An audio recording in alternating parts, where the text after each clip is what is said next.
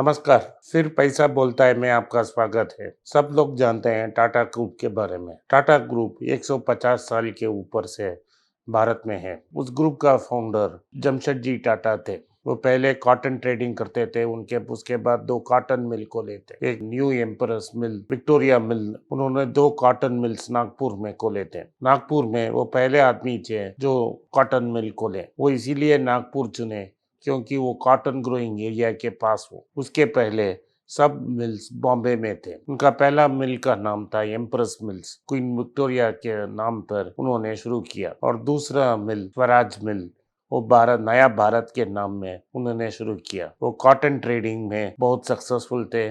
Mills ने बहुत अच्छा काम किया। वो सब पैसा लेके उन्होंने भारत की तरक्की के में लगाया। वो चाहते थे कि भारत में भी एक स्टील मिल बने। अगर भारत बड़ा होना था, एक बड़ा डेवलप्ड विकसित देश होना था, तब उसको एक स्टील बनाने का कारखाना चाहिए था। उन्होंने बहुत मेहनत करके अमेरिका से एक आदमी मेटलर्जिस्ट लाया और वो भारत में सब जगह आयरन ओर ढूंढे। उसके बाद बहुत सालों बाद उन्होंने आयरन ओर बिहार में, उस टाइम के बिहार में एक जगह में ढूंढ निकाला। उस समय का उस देश का महाराज ने उनको परमिशन दिया आयरन ओर निकालने के लिए। वहाँ एक नया सिटी बना, जंगल के बीच एक नया शहर खड़ा किया और उस शहर का नाम उनके मौत के बाद उनके नाम पर जमशेदपुर का नाम हो गया। जमशेदपुर कई साल, कई दशक तक भारत का सिर्फ एक ही स्टील फैक्ट्री था, लेकिन स्टील फैक्ट्री शुरू होने के पहले ही उनका देहांत हो गया। वैसे ही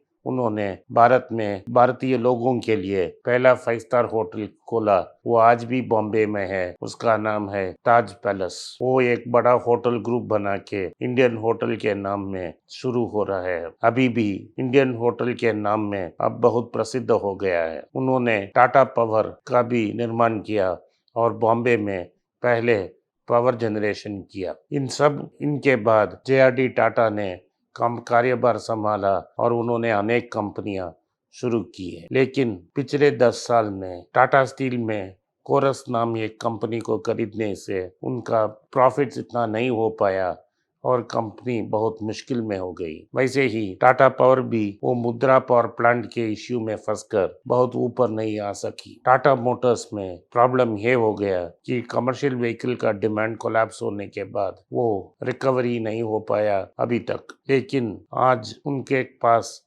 ऐसे बहुत से कंपनियां हैं जहां वो उनका मार्केट कैप बहुत ज्यादा है। टाटा का सबसे बड़ा कंपनी है Tata consulting services. Tata consulting services लगभग 14 लाख करोड़ का मार्केट कैप है। उसमें 72% टाटा सन्स कंट्रोल करती है। बहुत दिन के लिए वो एक प्राइवेटली हेल्ड कंपनी था। जब जब टाटा मुश्किल में थे, ये सॉफ्टवेयर कंपनी से बने पैसे से ही वो सब प्रॉब्लम सॉल्व करके अपने शेयर होल्डिंग सब कंपनियों में मजबूत किया। लोग समझ रहे थे कि टाटा मोटर्स और टाटा स्टील ही दूसरे ऐसे कंपनी होंगे जो 2 ट्रिलियन मार्केट कैप में, माने 2 लाख करोड़ मार्केट कैप में पहुंचेंगे। लेकिन अचानक कल एक न्यूज आया कि टाइटन, जो उनका एक कंज्यूमर कंपनी था, वो अब बढ़कर 2.09 लाख करोड़ का मार्केट कैप बनकर टाटा कंपनी का दूसरा सबसे बहुमूल्य कंपनी हो गया। टाइटन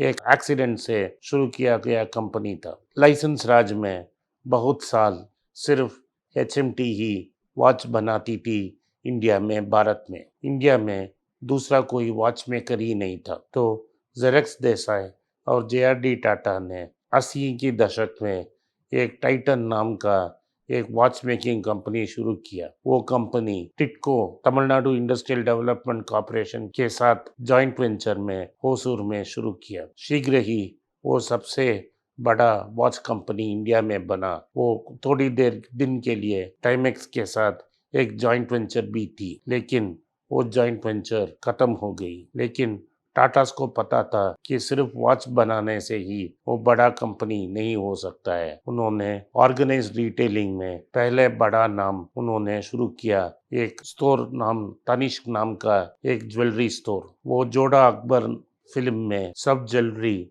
तनिष्क ने सप्लाई की। तनिष्क आज भारत में सबसे बड़ा ऑर्गेनाइज ज्वेलर हो गया। जो टाटा टाइटन एक समय 2003 में स्ट्रगल कर रहा था, उसका 10 रुपया फेस वैल्यू का शेयर 8 रुपया बेच रहा था, टर्न अराउंड करके तनिष्क के कारण एक बड़ा ब्रांड हो गया। आज ये एक वो जीरो डेट कंपनी हो गया और बहुत प्रॉफिट बनाती है। फिर उन्होंने वॉच से लेके परफ्यूम्स, स्पेक्टिकल्स और अदर ब्रांड बनाने में माहिर हो गया। एक वॉच कंपनी, एक ज्वेलरी कंपनी अपने आप को बदल कर एक ऐसा कंज्यूमर ब्रांड का कंपनी हो गया। आज टाइटन भारत में बिग ब्रांड्स में सबसे पहले नंबर में है। टाइटन के पास एक कंपनी उन्होंने एक्वायर की जिसमें वो ज्वेलरी ऑनलाइन में बेचते हैं। आज भारत में त्योहार का समय है, नवरात्रि और दिवाली के समय है। नॉर्थ इंडिया में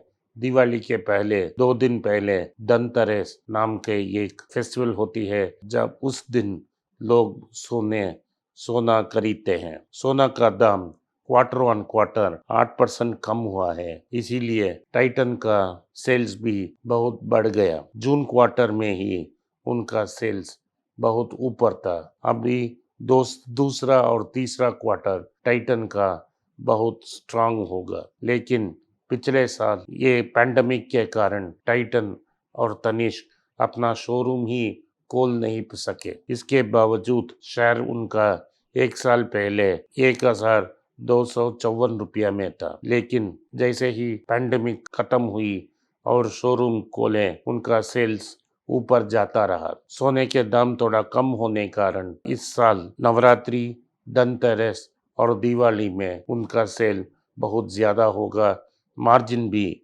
बहुत ज़्यादा होगा। इसी कारण शेयर का दाम इतना बढ़कर ऊपर है। समझिए आप, 2003 में जो शेयर 8 रुपया में है, आज स्टॉक स्प्लिट माने 10 रुपया का स्टॉक अभी 2 रुपया हो गया और बोनस के बाद 2084 रुपया 75 पैसा तक पहुंच गया है। इस शेयर में जिसने भी प्राइस लगाया, जिस शेयर को जिसने भी खरीदा 10 साल में, वो बहुत से पैसा कमाया। लेकिन ये बहुत लो प्रोफाइल कंपनी है और अनेक ब्रोकर 3-4 साल के तक इस शेयर को बहुत रेकमेंड नहीं किया। राकेश झुनझुनवाला का एक बड़ा सक्सेस का कारण ये है कि उन्होंने टाइटन को बहुत चीप प्राइस में 2003 में लिया। जब ये दाम बढ़ा, एक ही दिन में राकेश झुनझुनवाला का वैल्यू 900 करोड़ तक ऊपर गया। ये फेस्टिवल सीजन में टाइटन, कल्याण ज्वेलर्स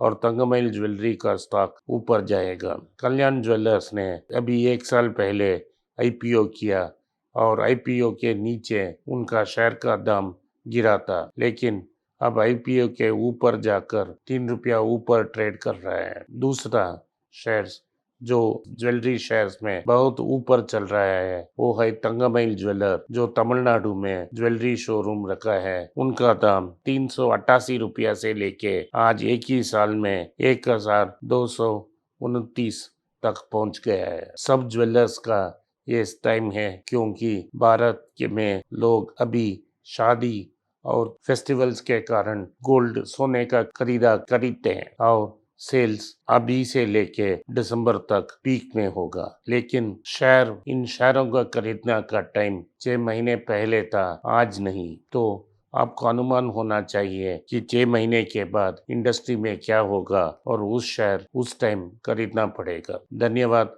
नमस्कार, जय हिंद। नमस्कार, मेरा नाम आनंद श्रीनिवासन है और मैं एक पर्सनल फाइनेंस कंसल्टेंट हूँ। मैं 2 यूट्यूब चैनल चलाता हूँ पर्सनल फाइनेंस के बारे में। एक मनी पेज तमिल में है। मेरे बहुत से दोस्त बोले कि मैं हिंदी में एक चैनल शुरू करूँ, तो मैंने एक पैसा बोलता है नाम का एक हिंदी चैनल शुरू किया है। मैं पर्सनल निवेश के बारे में ही बात करूँगा। आप उसको सब्सक्राइब करें, अपने दोस्तों को शेयर करें। अगर आप हिंदी नहीं जानते हैं तो पैसा करें। जो आपके दोस्त हिंदी जानते हैं उनको सब्सक्राइब करने के लिए आग्रह करें।